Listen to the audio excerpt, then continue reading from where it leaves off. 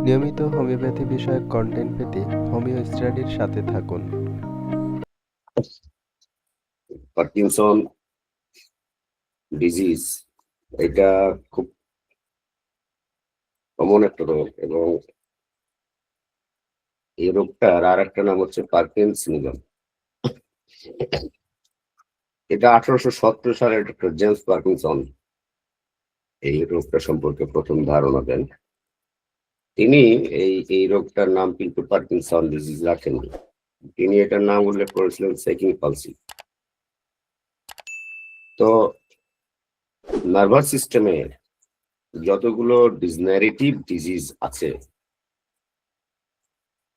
Alzheimer ডিজিজের পরেই যে ডিজিজটাকে দ্বিতীয় অবস্থায় ধরা হয় সেটা হচ্ছে পার্কিনসন্স ডিজিজ। এবং আমাদের বাংলাদেশে প্রতি 1000 জনের মধ্যে প্রায় 4 জন অথবা তার কিছু বেশি হবে, এটার কোনো সুনির্দিষ্ট জরিপ আমার জানা নাই।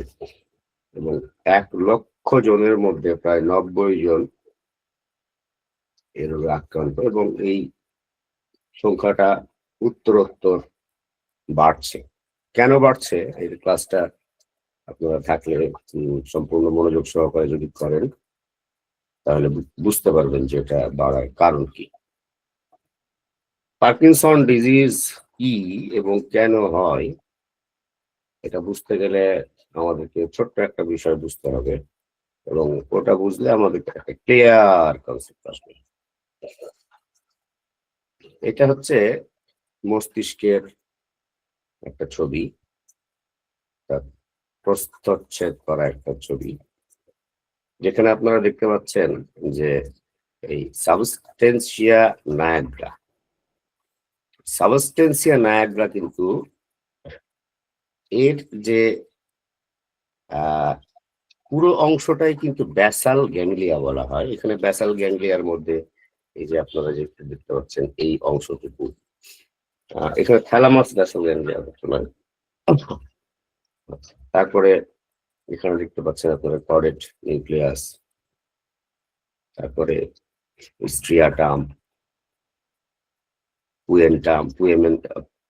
পিউটামেন, গ্লোবাস, পিলিডাস। এই অংশগুলো আপনারা এই পিউটামেনের নিচের অংশটাই গ্লোবাস পেলিডাস, এই অংশগুলো নিয়েই কিন্তু ব্যাসাল গ্যাংলিয়া। মূলত এই সাবস্টেন্সিয়া নায়াগ্রাতে ডোপামিনটা উৎপাদন হয়। এই সাবস্টেন্সিয়া নায়াগ্রা মিড ব্রেনের একটা অংশ। আর মনে রাখতে হবে যে ডোপামিন হচ্ছে এক ধরনের নিউরোট্রান্সমিটার। এই নিউরোট্রান্সমিটার অর্থাৎ এরা স্নায়ুর যে সেলগুলো আছে এগুলোকে তারা ট্রান্সমিট করে। তো ডোপামিন একই সাথে কিন্তু একটা হরমোনও, অর্থাৎ ডোপামিন একই সাথে একটা হরমোন এবং একটা নিউরো ট্রান্সমিটার। এটা এই সাবস্টেন্সিয়া নায়াগ্রাতে উৎপন্ন হয়। সাবস্টেন্সিয়া নায়াগ্রাতে উৎপন্ন হয়ে এটা চলে যায় সরাসরি স্ট্রিয়াটামে। এই স্ট্রিয়াটামে পৌঁছানোর পর অর্থাৎ এটা একটা সিগন্যাল প্রেরণ করে। এই সিগন্যালটা এটার কিন্তু একটা প্যাথওয়ে আছে, অর্থাৎ এই প্যাথওয়েটাকে বলা হয় নায়াগ্রো স্ট্রেন্টুয়াল প্যাথওয়ে। আচ্ছা, এই প্যাথওয়ে দিয়ে এটা যখন স্ট্রিয়াটামে এটা আসে, স্ট্রিয়াটামে আসার পর এটা একটা আমি স্বাভাবিক কার্যকলাপের কথা বলছি। এই ডোপামিন তখন আমাদের এই যে থ্যালামাস আছে এই থ্যালামাস অংশে আসে। স্ট্রিয়াটাম থেকে থ্যালামাসে আসার পর থ্যালামাস তখন এই যে মোটর কর্টেক্স গুলো আছে, এগুলো ফোর ব্রেনের অংশ, এই মোটর কর্টেক্সে এই ডোপামিন গুলোকে ছড়িয়ে দেয়, অর্থাৎ ট্রান্সমিট করে দেয়, যার ফলে আমাদের নড়া চড়া, ওঠা বসা, চলা ফেরা, মানুষের সাথে কনভারসেশন করা, এভরিথিং এগুলো সুস্থ স্বাভাবিক মানুষ আমরা এখানে যারা আছি, যারা সুস্থ স্বাভাবিক সম্পূর্ণ, তারা যে কার্যকলাপগুলো করছি, আমরা যে স্বতঃস্ফূর্তভাবে কাজ করছি, কথা বলছি, চলছি, বসছি, উঠছি, এই মোটর ফাংশন গুলোর নিয়ন্ত্রণটা এই মোটর কর্টেক্সটা সম্পূর্ণ তত্ত্বাবধানে নেয় এবং সেটা ডোপামিনের আন্ডারে। এখানে আরেকটা বিষয় খুব গুরুত্বপূর্ণ, সেটা হচ্ছে অ্যাসিটাইল কোলিন। এখানে যেটা আপনারা দেখতে পাচ্ছেন স্ট্রিয়াটাম, এই স্ট্রিয়াটামে অ্যাসিটাইল কোলিন বলে আরেক ধরনের নিউরোট্রান্সমিটার উৎপাদন হয়। এখানে যে নিউরোট্রান্সমিটার এটা উল্লেখ আছে, মাইক বন্ধ করেন, মিউট করেন মাইক, কারণ মাইক অন আছে। এই নিউরোট্রান্সমিটার বানানটা ভুল আছে, এটা ঠিক করে নেবেন। এই নিউরোট্রান্সমিটার বানানটা সঠিক। এটা এই স্ট্রিয়াটামে একটা বিশেষ ফাংশন হচ্ছে, তাহলে আমরা দুইটা বিষয় জানলাম। একটা হচ্ছে স্ট্রিয়াটাম ডোপামিনটাকে থ্যালামাসে প্রেরণ করে, আর এই স্ট্রিয়াটাম একই সাথে অ্যাসিটাইল কোলিন উৎপাদন করে, যেটাকে সংক্ষেপে ACH বলা হয়। আচ্ছা, এই অ্যাসিটাইল কোলিন অ্যাকচুয়ালি ডোপামিনকে, অর্থাৎ ডোপামিনের ফাংশনটাকে কন্ট্রোল করে, ব্রেক করে। একটা যানবাহনের যদি ব্রেক না থাকে, তাহলে সেই যানবাহন যেমন যদি গতি পায়, তো এত বেশি গতি পাবে যে গতি নিয়ন্ত্রণ করাই মুশকিল হয়ে যাবে।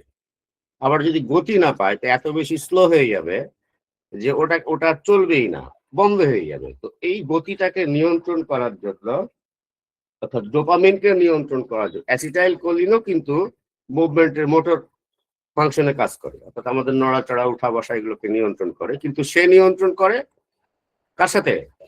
ডোপামিনের সাথে কম্বিনেশন করে, সুনিয়ন্ত্রিত হবে।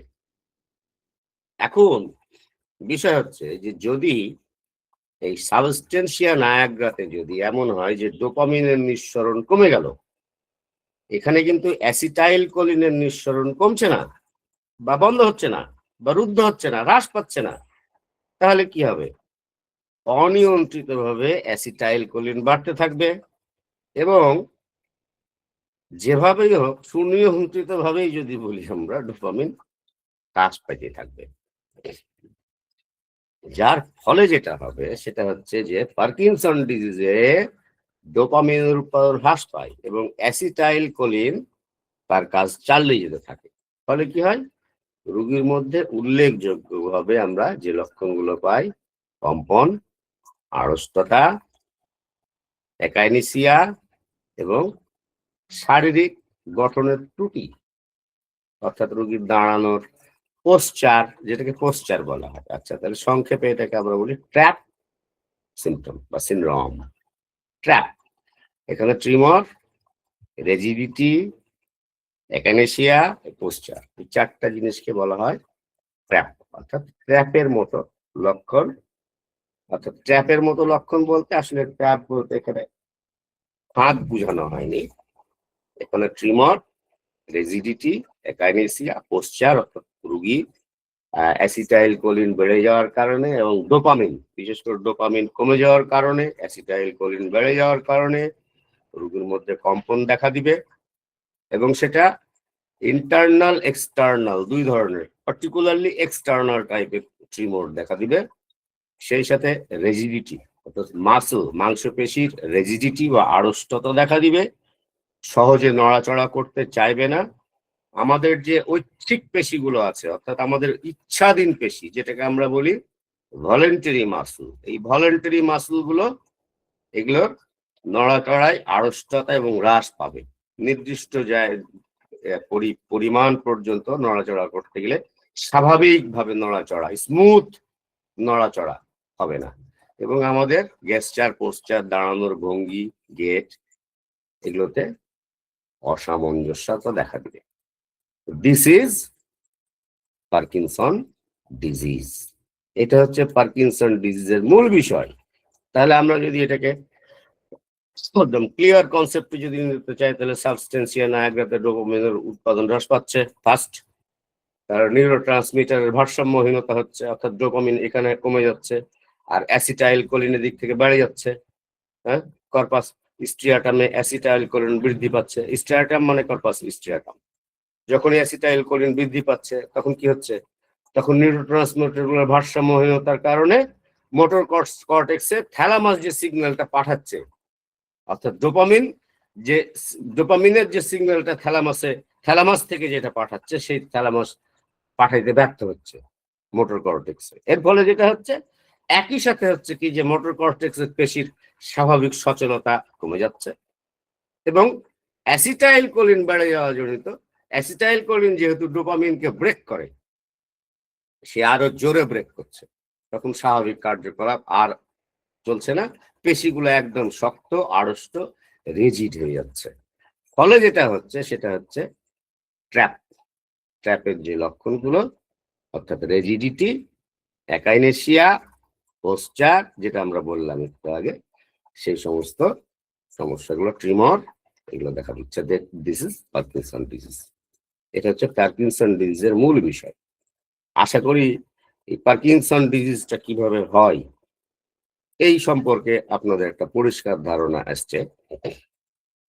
যদি আমরা কারণ বলি, তো কারণটাকে, এটার মূল কারণ বলতে গেলে প্রকৃত কারণ কিন্তু অজানা। জেনেটিক কিছু কারণ আছে এবং জেনেটিক কিছু ডিজিজ আছে, যে ডিজিজ গুলো পার্কিনসন ডিজিজের সাথে রিলেটেড। অর্থাৎ এই ডিজিজ গুলো হলে পার্কিনসন ডিজিজ হওয়ার একটা সম্ভাবনা থাকবে, আবার পার্কিনসন ডিজিজ হলে এই রোগগুলো হওয়ার একটা সম্ভাবনা থাকবে।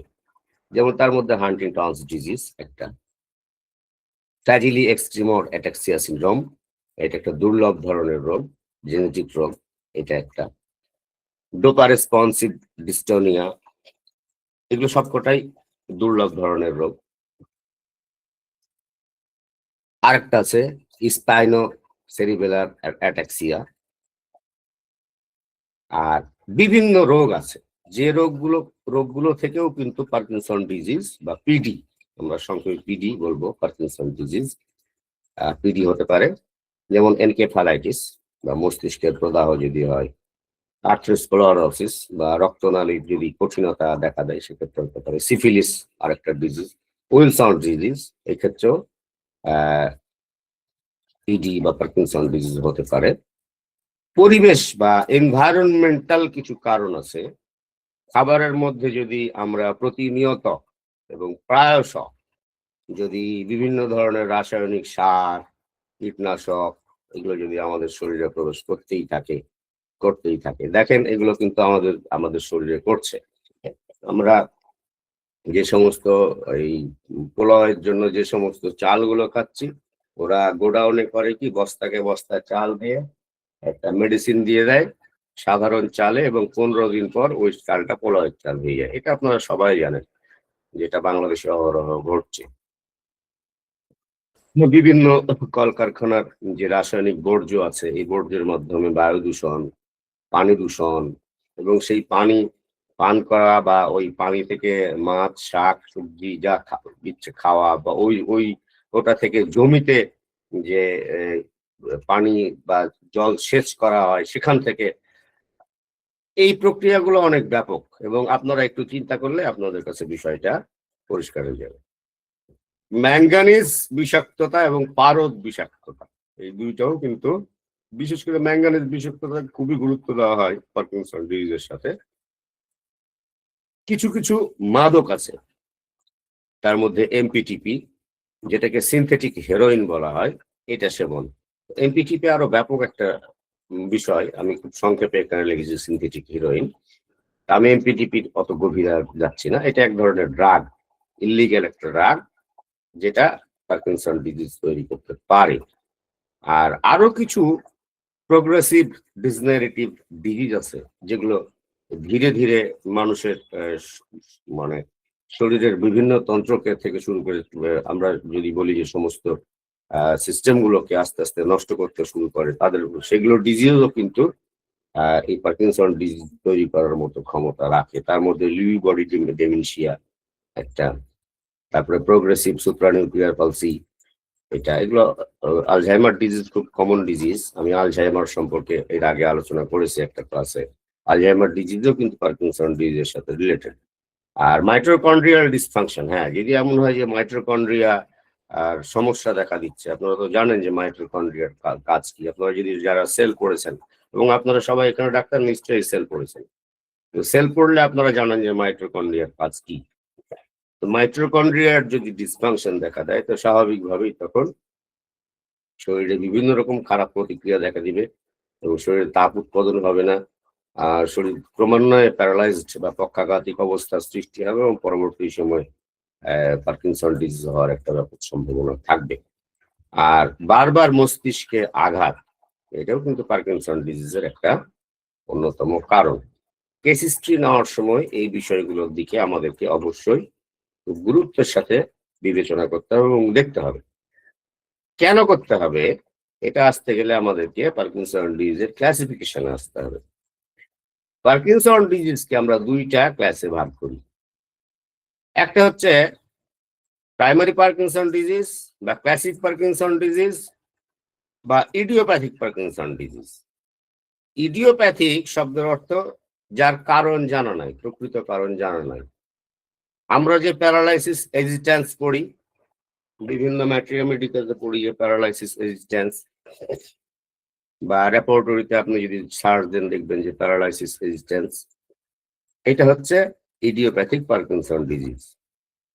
আগে প্যারালাইসিস এক্সিস্টেন্স বলা হতো, আধুনিক চিকিৎসা বিজ্ঞানে এটাকে বলা হয় ক্লাসিক পার্কিনসন ডিজিজ বা ইডিওপ্যাথিক পার্কিনসন ডিজিজ।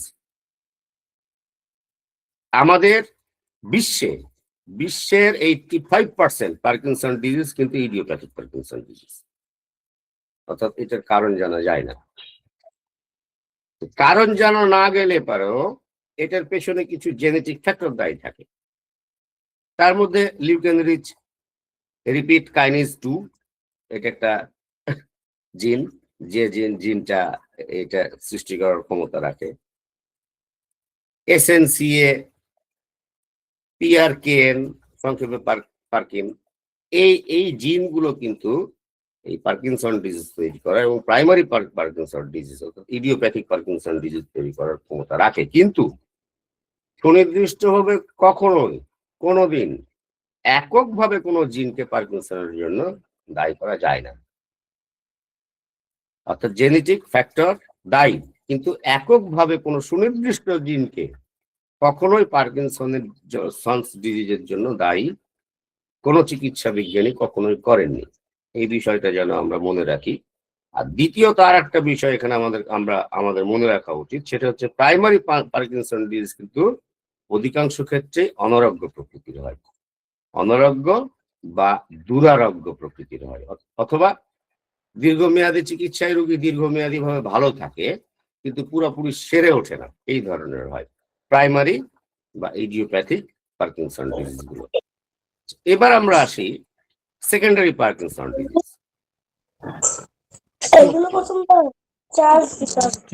চার্জ না দিলে কিন্তু ভালো হবে না, শুনতে পারবে কিন্তু চার্জ লাগবে।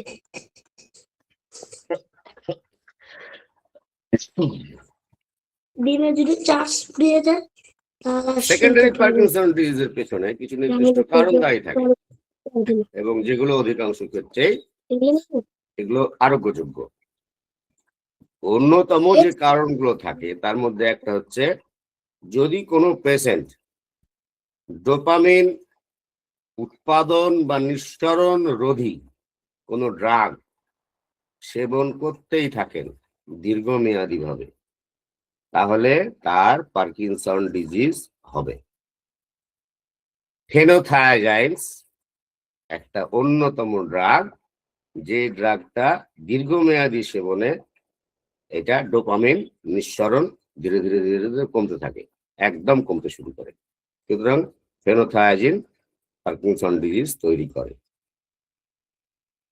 বিউটাইরোফেননস, এই বিউটাইরোফেনন এটাও কিন্তু পার্কিনসন ডিজিজ তৈরি করে এবং এটা কি কাজে লাগে সেটা বড় বিষয় না, বড় বিষয় যে এরা ডোপামিন নিঃসরণ রোধ করে।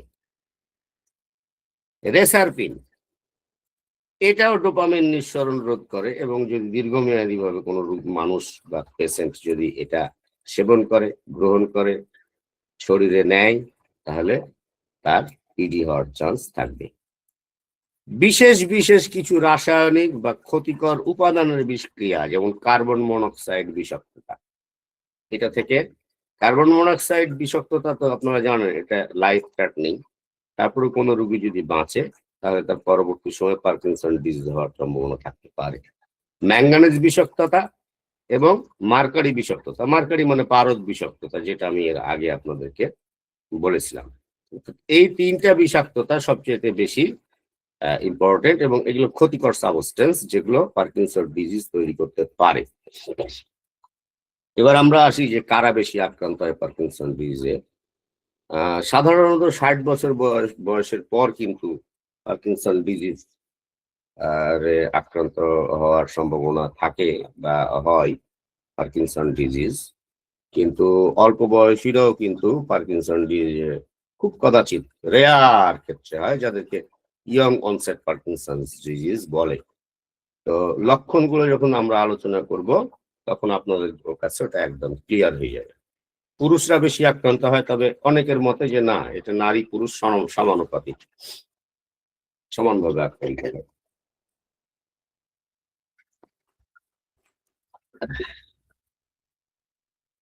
বংশে বা পরিবারে যদি পার্কিনসন ডিজিজ থাকে তাহলে কিন্তু হওয়ার চান্স থাকে, এটাও মাথায় রাখতে হবে। ধূমপায়ীরা অপেক্ষাকৃত কম আক্রান্ত হন। ধূমপায়ীরা বললে ভুল হবে, ধূমপান করলে ডোপামিনের নিঃসরণ বেড়ে যায়, কিন্তু ধূমপান ছাড়াও কিন্তু কোকেন, ফেন্সিডিল, তারপরে যে গাঁজার মধ্যে যে সমস্ত উপাদানগুলো থাকে এগুলো কিন্তু এই ডোপামিনের নিঃসরণ বাড়িয়ে দেয়। তার মানে কিন্তু এই না যে আপনি রুগীকে বলবেন যে আপনি ধূমপান করেন রোজ, বা রোজ 1 বোতল করে ফেন্সিডিল খান, কারণ এগুলোর ক্ষতিকর প্রভাব পার্কিনসন ডিজিজ চেয়ে খারাপ। এখানে কারা বেশি আক্রমণ হয়, কাদের বেশি চান্স থাকে, এটার গুরুত্ব বোঝাতে এটা উল্লেখ করা হয়েছে, এবং এটা স্বাভাবিক, এটা আপনাদেরকে জানতে হবে। এবং এটা এই জন্যই বলা, ডোপামিনের উৎপাদন আপনি যদি ভালো মতন করতে পারেন তাহলে পার্কিনসন ডিজিজের রোগী অনেক ভালো থাকবে। এই জন্য বিষয়টা বলা, সেটা নিয়ে আমরা পরে আসছি। ক্লিনিক্যাল ফিচার্স এবার আমরা আসি। পার্কিনসন ডিজিজ কিন্তু হঠাৎ করে হয় না, এটা খুব ধীরে ধীরে সূত্রপাত হয়, এবং দিনের পর দিন, মাসের পর মাস, বছরের পর বছর ধরে ক্রমাগত ভাবে ধীরে ধীরে ধীরে ধীরে ধীরে রোগী পার্কিনসন ডিজিজে আক্রান্ত হয়। শুরুর দিকে কিন্তু খুব মিনিমাল কিছু সাইন এবং সিমটম থাকে, তার মধ্যে খুব সামান্যতেই ক্লান্তি বোধ করা, এক্সজস্ট ফিলিং, শরীরের বিভিন্ন জায়গার মাংসপেশিতে প্রায় ব্যথা হওয়া, তাহলে একটা ক্লান্তি বোধ, একটা মাংসপেশিতে ব্যথা হওয়া এবং শরীরের বিভিন্ন মাংসপেশিতে ব্যথা হওয়া, স্মৃতিশক্তি আগের চাইতে অপেক্ষাকৃত কমে যাওয়া, হাতের লেখা ছোট হয়ে যাওয়া অর্থাৎ মাইক্রোগ্রাফিয়া, যখন রোগী লিখবে তখন হাতের লেখা ছোট হয়ে যাবে। পার্কিনসন ডিজিজের কিন্তু এগুলো এই প্রাইমারি সিমটমস এর মধ্যে এটা একটা গুরুত্বপূর্ণ সিমটম, যে হাতের লেখা ছোট হয়ে যাচ্ছে রোগীর। মানসিক ধীরতা দেখা দিবে, অর্থাৎ রোগীর চিন্তা করার ক্ষমতা অপেক্ষাকৃত হ্রাস পাবে, রোগী দ্রুত সিদ্ধান্ত নিতে পারবে না, আর এক ধরনের ডিপ্রেশনে চলে যাবে রোগী, মানসিক অবসাদের মধ্যে থাকবে। এগুলো কিন্তু একেবারে শুরুর দিকের লক্ষণ। রোগ যখন ক্রমশই বৃদ্ধি পাইতে থাকবে।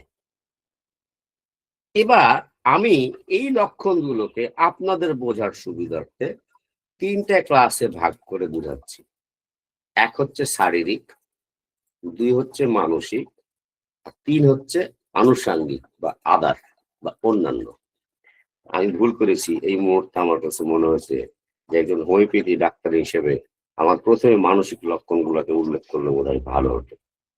মানসিক লক্ষণগুলোকে উল্লেখ কেন করিনি সেটার একটা যুক্তিসঙ্গত কারণ আছে। কারণটা হলো যে পার্কিনসন ডিজিজের শারীরিক লক্ষণগুলো যত বেশি উল্লেখযোগ্য প্রমিনেন্ট, মানসিক লক্ষণগুলো কিন্তু অপেক্ষাকৃত কম গুরুত্বপূর্ণ। গুরুত্বপূর্ণ তো অবশ্যই, কিন্তু ডায়াগনোসিসের ক্ষেত্রে, রোগ নির্ণয়ের ক্ষেত্রে কিন্তু শারীরিক লক্ষণগুলোর গুরুত্ব বেশি।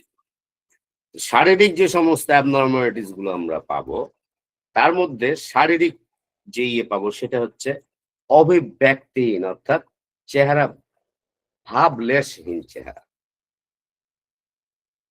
চেহারার মধ্যে কোনো এক্সপ্রেশন নাই, কোনো ধরনের অনুভূতি নাই। এটা হচ্ছে Parkinson ডিজিজের face.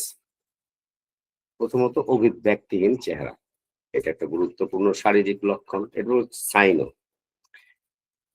Patient, Parkinson disease আক্রান্ত পেশেন্ট প্রতি মিনিটে 3 থেকে 12 বার চোখের পলক ফেলবে, অর্থাৎ কমে যাবে। চোখের যে পলক ফেলা এটা কমে যাবে।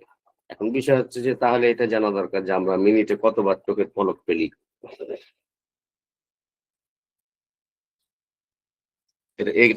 এগুলো জানা জরুরি, একজন চিকিৎসকের জন্য এগুলো জানা এই জন্যই জরুরি, ডায়াগনোসিসের জন্য শুধু না, আরো অনেক কিছুর জন্য এগুলো জরুরি। আমরা প্রতি মিনিটে 15 থেকে 20 বার চোখের পলক ফেলি সাধারণভাবে সুস্থ স্বাভাবিক মানুষ, অর্থাৎ 15 থেকে 20 বার স্বাভাবিক যদি চোখের পাতা ফেলা হয়, তো সেটা চোখের পলক ফেলাটা কমে যাবে 3 থেকে 12 বারে। এটা পার্কিনসন ডিজিজ। এবং অয়েলি ফেস, শুধু ফেস না, রোগীর পেশেন্টের ত্বক অয়েলি হয়ে যাবে, তৈলাক্ত হয়ে যাবে।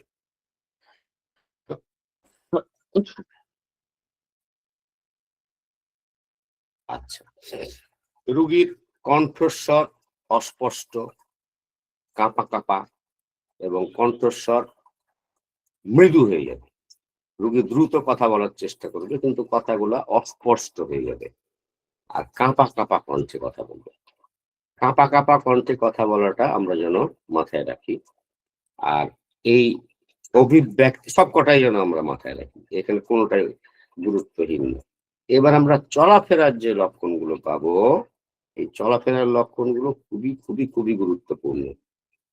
প্রথমত নড়াচড়ায় ধীরতা দেখা দিবে। রোগী যখন নড়াচড়া করবে তখন রোগী দ্রুত হাঁটতে পারবে না।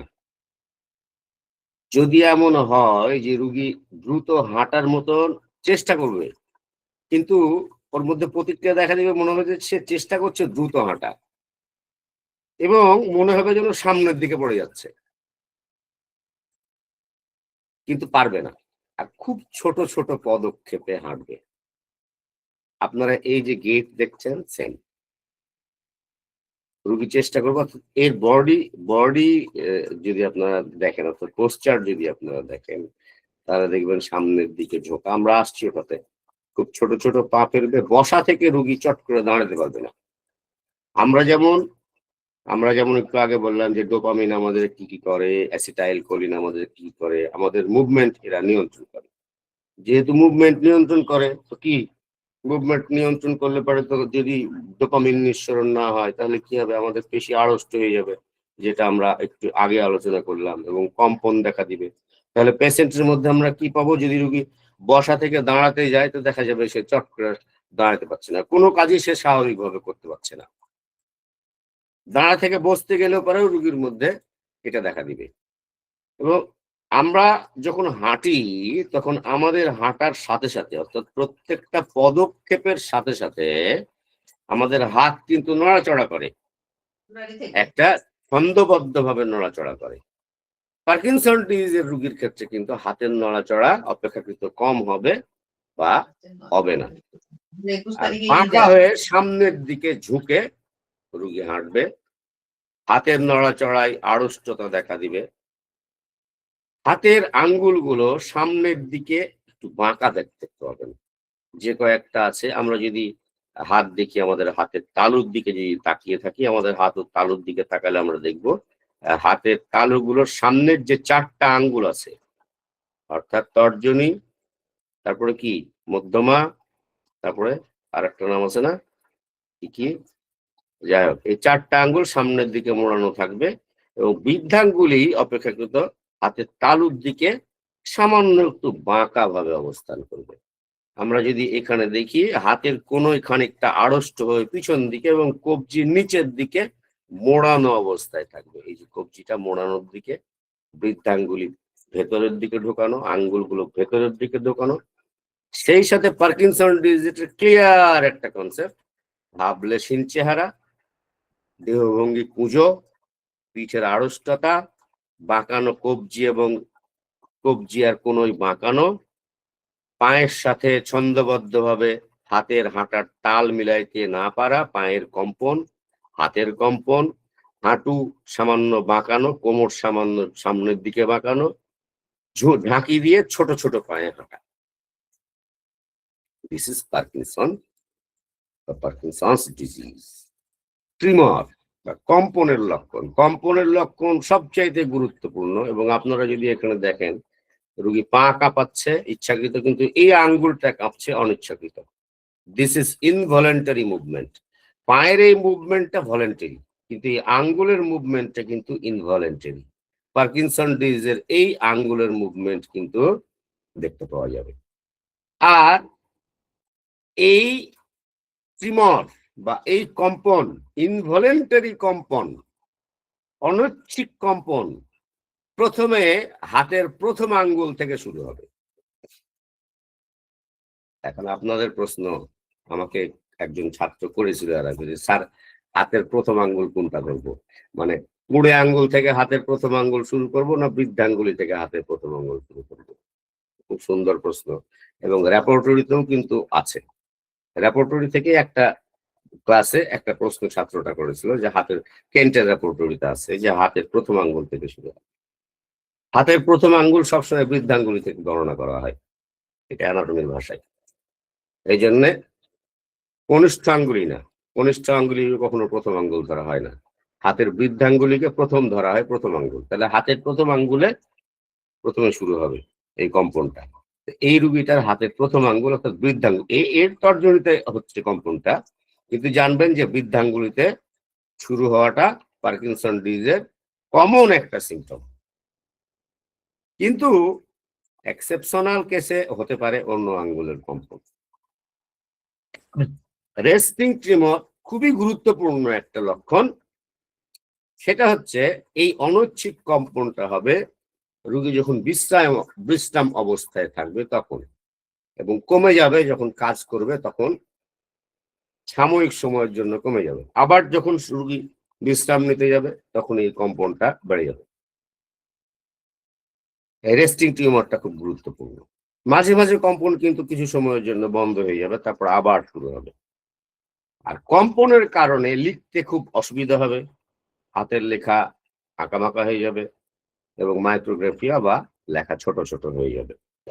আমি ছোট ছোট লেখার কিছু উদাহরণ আপনাদেরকে দেখাবো। আর আঙ্গুলের এই নড়াটা মনে হবে যেন তসবি নাড়ছে বা আঙ্গুল দিয়ে ছোট কোনো বল তৈরি করছে, ছোট কোনো কাগজ দিয়ে এই কোনো একটা ছোট বল তৈরি করছে, এটাকে বলা হয় পিল রোলিং ট্রিমর। মানে পিল তৈরি করছে, পিল ঘুরাচ্ছে, কোন একটা বড়িকে আঙ্গুলে নিয়ে ডলছে, pill rolling tremor. This is pill rolling tremor. আর ছোট ছোট কিছু কাজ, যেমন চা খাওয়ার সময় চা ধরতে যাওয়া, গ্লাসের পানি খাওয়ার সময় গ্লাস বা চামচ দিয়ে খাওয়ার সময় অসুবিধা, এই যে পড়ে যাচ্ছে, যেমন এটা পাচ্ছে না, এই কম্পনের কারণে এটা হবে। আর সূক্ষ্ম কাজগুলোতে প্রায় অসম্ভব হয়ে যাবে, ব্রাশে টুথপেস্ট নেওয়া, সুঁয়ের পিছনে সুতা ঢুকাইতে তো জান বাড়িয়ে যাবে, দাড়ি টাড়ি কামানো এটা অসম্ভব হয়ে যাবে।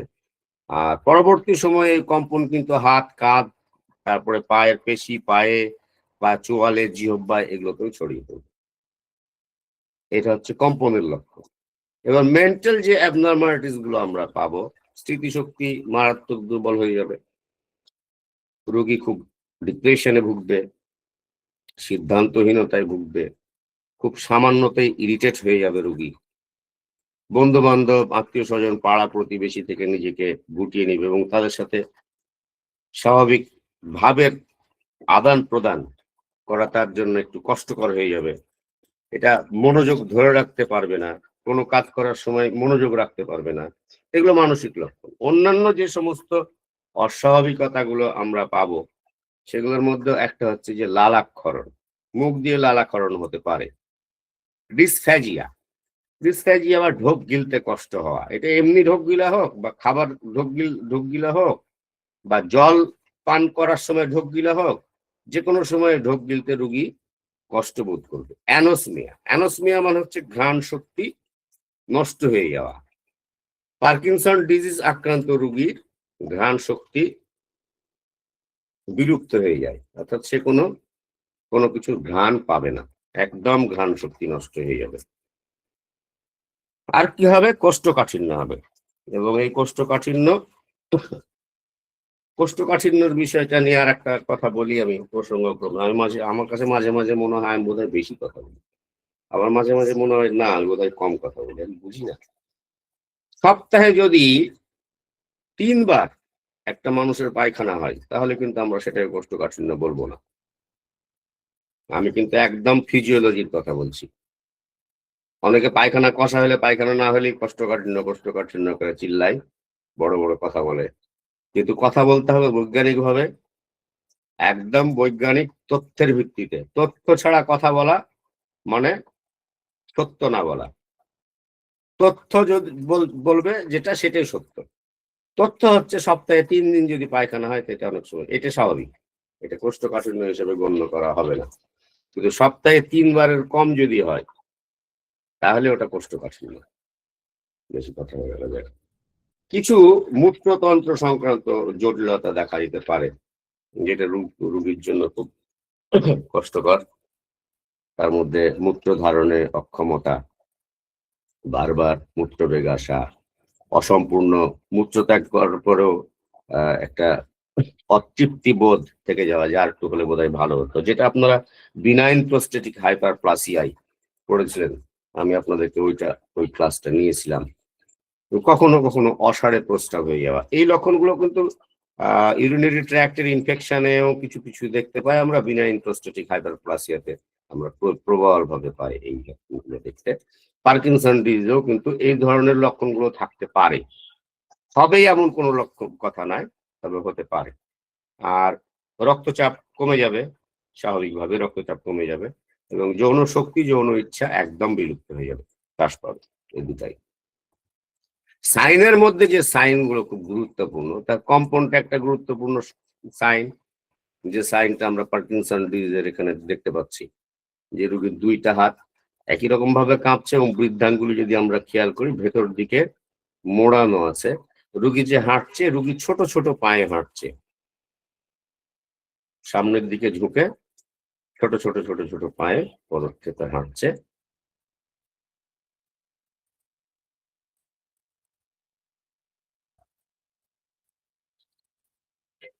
সে চেষ্টা করলেও জোরে হাঁটতে পারবে না, সামনের দিকে রোগী ঝুঁকে থাকবে। পার্কিনসন ডিজিজের গুরুত্বপূর্ণ লক্ষণ। ভাবলেশহীন চেহারা, আপনারা যদি এই চেহারাটার দিকে দেখেন, এই চেহারাটা একটু আগে দেখেছেন, এই চেহারাটার দিকে যদি দেখেন তো বুঝবেন এই চেহারার মধ্যে কোনো প্রাণ নাই। এটা হচ্ছে পার্কিনসন ডিজিজের পার্কিনসন ডিজিজ ডিপ্রেশন। ভারসাম্যের গোলযোগ, এটা স্বাভাবিক। ধীর নরম এবং কাঁপা কাঁপা কণ্ঠস্বর। আর রেস্টিং ট্রিমর, যেটা আমি আপনাদেরকে দেখিয়েছিলাম, যে বিশ্রাম নিলে পারে এই কম্পন দেখা দিবে। এবং কম্পন শুধু হাতের না, মানে সমস্ত শরীরেরই কম্পন, তবে হাতে সেটা উল্লেখযোগ্যভাবে ঊর্ধ্বাঙ্গে প্রকাশ পায়। হতে পারে সেটা মাথায়, হতে পারে সেটা জিহ্বায়, হতে পারে সেটা চোয়ালে। মনে রাখবেন বিষয়টা, যে শুধু হাত আমি দেখাচ্ছি মানে হাতেই হবে এমন কিন্তু বিষয়টা না। আর পিল রোলিং ট্রিমর, এটাও মাথায় রাখতে হবে। পিল রোলিংটা এই টাইপের পিল রোলিং ট্রিমর হবে। 2 আঙ্গুল দিয়ে মনে হবে যে কিছু, বৃদ্ধাঙ্গুলি এবং এই তর্জনী, এই 2টা আঙ্গুল দিয়ে মনে হচ্ছে কিছু নাট, একটা বল তৈরি করছে। পিল রোলিং ট্রিমর। এবং মাইক্রোগ্রাফিয়া। হ্যাঁ, মাইক্রোগ্রাফিয়ার বিশেষ একটা মজার জিনিস দেখেন, এই লেখাটা ক্রমান্বয়ে ছোট হতে লেগেছে, বড় থেকে ছোট। মাইক্রোগ্রাফিয়া মানে কিন্তু শুধু আমি এটা বুঝাতে চাইনি, বা এটা আপনাকে বলা হয়নি যে মাইক্রোগ্রাফিয়া মানে সব লেখা ছোট ছোট হয়ে গেল, তা কিন্তু নয়। মাইক্রোগ্রাফিয়া হচ্ছে পার্কিনসন ডিজিজের মাইক্রোগ্রাফিয়ার টাইপ এইটা। প্রথমে দেখেন মাই নেম, কি যে লিখেছে আল্লাহ জানে, ইজ লিখেছে জন। এই লেখাটার সাথে এই লেখাটার দূরত্ব খেয়াল করেন, দৈর্ঘ্য প্রস্থ খেয়াল করেন। এই লেখাটা আস্তে আস্তে ক্রমান্বয়ে ছোট হয়ে গেছে। এখানে যেটা লিখেছে এটা অস্পষ্ট, অনেকটা অস্পষ্ট, এগুলো আস্তে আস্তে ছোট হয়ে গেছে। এখানে যেটা লিখেছে এই অক্ষরটা হচ্ছে, এই অক্ষরটা একটু ছোট, এই অক্ষরটা আরো ছোট হয়ে গেছে। এইটা লিখেছে, এটার পরে এটা লিখেছে, এটা আরো ছোট হয়ে গেছে, এটা আরো ছোট হয়ে গেছে। এটা হচ্ছে মাইক্রোগ্রাফিয়ার বিশেষ বৈশিষ্ট্য পার্কিনসন ডিজিজে। এবং মায়ারসন সাইন পজিটিভ হবে। মায়ারসন সাইন ভুলে গেলে কিন্তু খবর আছে। মায়ারসন সাইন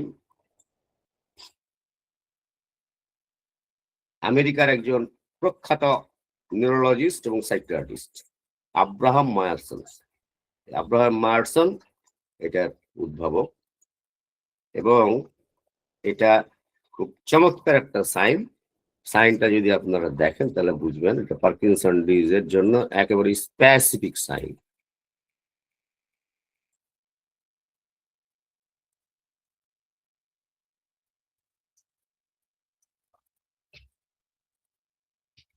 রোগীর এই অংশে টোকা দিলে রোগীর চোখের পাতা ফেলছে, এবং ডবল, অনেক সময় 2 বার চোখের পাতা ফেলছে।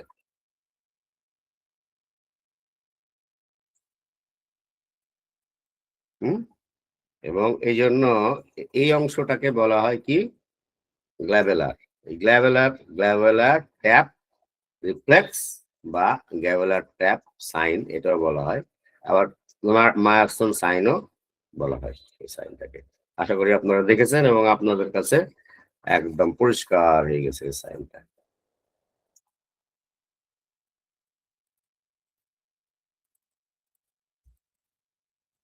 ম্যানেজমেন্ট, রুগীকে একটু আশ্বস্ত করবেন যে দুশ্চিন্তার কিছু নাই। আমরা প্রত্যেকটা রুগীকেই অবশ্যই এটা করব, এবং অবশ্যই সিমটোম্যাটিক্যালি রুগীকে ট্রিটমেন্ট ম্যানেজমেন্ট এগুলো দিতে হবে। যদি কোনো উত্তেজক কারণ থাকে, অর্থাৎ এমন যদি হয় যে রুগীর ড্রাগ হিস্ট্রি আছে, তাহলে সেক্ষেত্রে আপনাকে সেভাবে রুগীর ম্যানেজমেন্ট দিতে হবে। যদি কোনো ধরনের যদি রাসায়নিক বা বর্জ্য পদার্থ থেকে দূষিত হওয়ার ফলে যদি, অর্থাৎ সেকেন্ডারি পার্কিনসন ডিজিজের যদি কোনো কিছু থাকে, যেটা আপনারা দেখলেন একটু আগে, সেই সেকেন্ডারি পার্কিনসন ডিজিজের যদি কোনো উত্তেজক কারণ থাকে সেগুলো দূরীকরণের ব্যবস্থা করতে হবে। দৈনিক হালকা থেকে মাঝারি ধরনের এক্সারসাইজ করার পরামর্শ দিতে হবে। চিকিৎসার পাশাপাশি যদি আপনি হোমিওপ্যাথি চিকিৎসার পাশাপাশি ফিজিওথেরাপি দেন, ভালো। আর দৈনিক কাজের কর্মে সক্রিয় রাখার জন্য অকুপেশনাল থেরাপি, ছোট ছোট কাজ করার পরামর্শ, স্পিচ থেরাপি, এই দুইটা আপনি পরামর্শ দিবেন। আর চলাফেরার সময় সবসময় হাতে লাঠি বা ছড়ি যাতে ব্যবহার করে, এদিকে খেয়াল রাখবেন, কারণ রোগী পড়ে যাওয়ার একটা বিশেষ সম্ভাবনা থাকে। আর সব ধরনের মানসিক অবসাদ, চাপ মুক্ত রাখার পরামর্শ দিতে হবে। প্রয়োজনে সাইকোলজিক্যাল বা কাউন্সিলিং এর ব্যবস্থা করতে হবে রোগীর জন্য। আর প্রাইমারি পার্কিনসন ডিজিজ এবং সেকেন্ডারি পার্কিনসন ডিজিজের ক্ষেত্রে যেটাই হোক না কেন, মনে রাখতে হবে যে নিউরন গুলো যেগুলো ডোপামিন তৈরি করে, এই নিউরন গুলো কিন্তু এগুলো আস্তে আস্তে মারা যেতে থাকে। আর হ্যাঁ, নতুন নিউরন তৈরি হয়, কিন্তু একটা নির্দিষ্ট বয়সের পর কিন্তু সেই নিউরন তৈরি হওয়ার ক্ষমতাও কিন্তু আস্তে আস্তে কমে যায়, এবং বার্ধক্য হলে পরে নিউরন তৈরি হওয়ার ক্ষমতাও কিন্তু কমে যায়। সুতরাং কখনো গ্যারান্টি বা ওয়ারেন্টি দিয়ে এটা না বলাই ভালো যে পার্কিনসন ডিজিজ ভালো হয়ে যাবেই, এই ধরনের আশ্বাস হ্যাঁ আমরা চেষ্টা করব। আর প্রসঙ্গক্রমে আমি আর একটা বিষয় বলি, আমি আপনাদেরকে তখন বলেছিলাম ধূমপানের বিষয়টা। তো ধূমপান ডোপামিনের উত্তরণ ঘটায়। দেখেন, আমি এ পর্যন্ত যতগুলো পার্কিনসন ডিজিজ দেখেছি, এবং অধিকাংশ ক্ষেত্রে আমি দেখেছি, আমি শুধু এই পার্কিনসন ডিজিজের কথা বলবো না, আমাদের দেশে বয়স্ক মানুষদের প্রতি যে পারিবারিক বা সামাজিক বৈষম্য বা অবহেলা বা অনাচার করা হয়, অযত্ন, অবহেলা, তো আপনারা যারা এখানে আছেন তারা বলেন তো এটা কি আসলে ঠিক? এটা কিন্তু ঠিক না। আমরা বয়স্কদের প্রতি বা যারা আমাদের গুরুজন তাদের প্রতি খুব অন্যায় আচরণ করি। আমরা তাদেরকে সময় দিই না। এটা খুব বড় একটা বিষয় যে আমরা তাদেরকে সময় দিই না। এবং একটা পরিবারকে যে সময় দেওয়া উচিত, একটা পরিবারের সাথে যে ব্যক্তিটা আপনার পরিবারের একজন সদস্য পার্কিনসন ডিজিজে আক্রান্ত, সে আপনি চিন্তা করতে পারবেন না যে তার মনের মধ্যে কি চলছে, সে কতটা অবসাদগ্রস্ত। সেই মানুষটা ঠিকমতো গ্লাস ধরতে পারে না, সেই মানুষটা ঠিকমতো মুখ মুছতে পারে না, সেই মানুষটা সব সময় কাঁপে, কম্পন অনুভব করে, একটা হতাশা, একটা দুঃখ, একটা কষ্ট, একটা বেদনা, যে মানুষটাকে সব সময় দিন রাত মর্মাহত করে। আপনারা কি ভেবেছেন কখনো যে সেই মানুষটার এই পারিবারিক এবং মেন্টাল সাপোর্ট কতটা জরুরি? আপনারা কেউ কোনোদিন আপনাদের বাড়ির সেই সদস্য যদি কেউ থেকে থাকে, মাথায় গিয়ে স্নেহের হাত রেখেছেন একটা দিনের জন্য? একটা দিনের জন্য বলতে পারবেন? শুধু 4 বেলা খাওয়ার দিলেই কিন্তু দায়িত্ব শেষ হয়ে যায় না, দায়িত্ব অনেক থাকে। পার্কিনসন ডিজিজের রোগীর সাথে ভালো আচরণ করেন, তার সাথে পজিটিভ বিহেভ করেন, তার সাথে কৌতুক করেন, তাকে বিভিন্ন ধরনের উম, মানে উৎসাহমূলক থেকে শুরু করে আনন্দদায়ক বিনোদনমূলক কাজকর্মের সাথে যুক্ত করেন। দেখবেন তার ডোপামিন বাড়ে কিনা। বাড়বে, অবশ্যই বাড়বে। এবং যখন তার ডোপামিন বাড়বে তখন তার নিউরনগুলো আস্তে আস্তে অ্যাক্টিভ হতে শুরু করবে। আপনারা মিরাকল দেখতে পাবেন। সুতরাং আপনি একজন চিকিৎসক হওয়ার পাশাপাশি যদি আপনি এই অ্যাডভাইসটা না দেন, তো দায়ভারটা শুধু আমার না, আপনার না, একজন চিকিৎসকের না, পরিবারেরও, সমাজেরও। আমি এই সিগারেটের কথাটা কিন্তু এমনি বলিনি। আমি সিগারেটের কথাটা এখানে এই জন্যই তুললাম যে সিগারেট খেয়ে ডোপামিন বাড়ানোর দরকার নেই। একজন মানুষের জন্য, মানুষ হিসেবে মানুষের জন্য যা করার দরকার, সেই ভালোবাসার জায়গাটা থেকে আপনি ডোপামিন তৈরি করতে পারবেন একটা মানুষের মস্তিষ্কে।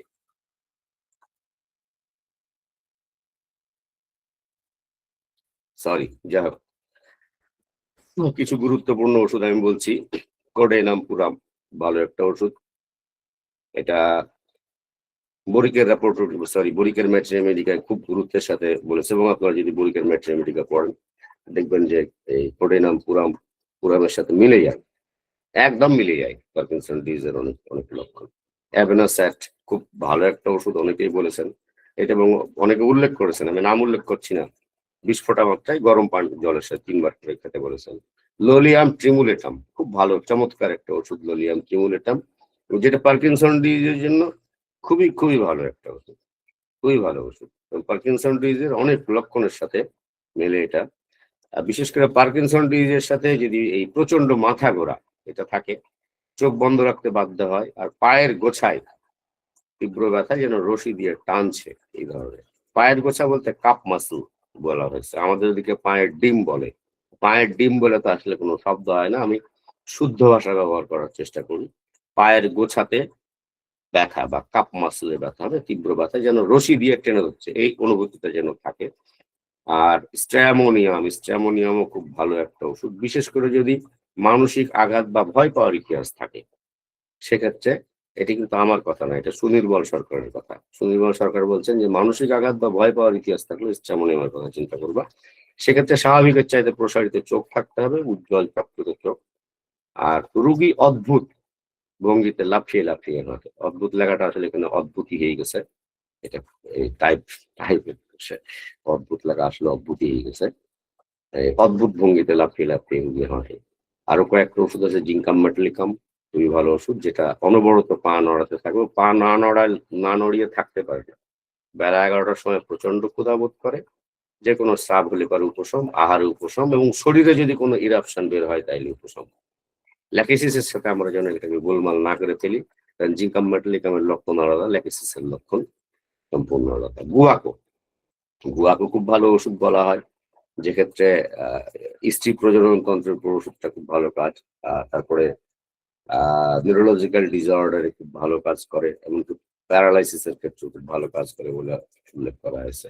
তো লক্ষণ থাকতে হবে, মাথা ব্যথার সাথে মুখমণ্ডল লাল, আর জিহ্বা ভারী, নড়াতে পারে না, আর সমস্ত শরীরে জ্বালা, বারবার তরল মলত্যাগ করে ঘন ঘন প্রস্রাবের বেগ আসে।